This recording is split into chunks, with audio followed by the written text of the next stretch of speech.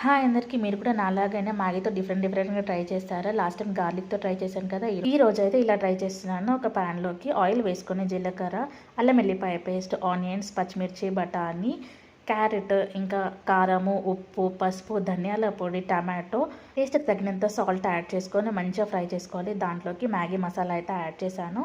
2 packs వచ్చాయి. 2 packs కూడా add చేశాను. తర్వాత 1.5 కప్ వాటర్ అయితే యాడ్ చేసుకున్నాను. వాటర్ మరుగుతున్నప్పుడు దాంట్లోకి ఈ మ్యాగీ ప్యాకెట్స్ అయితే యాడ్ చేసుకున్నాను. ఇంకా మంచిగా ఉడికిన తర్వాత ప్లేట్లోకి సర్వ్ చేసుకోవడమే. టేస్టీగా జ్యూసీగా చాలా బాగుంటుంది. మీరు కూడా ఒకసారి ట్రై చేయండి. మీలో ఎంతమంది ఇలా మ్యాగీతో వెరైటీగా ట్రై చేస్తారో కమెంట్ సెక్షన్లో కమెంట్ చేయండి.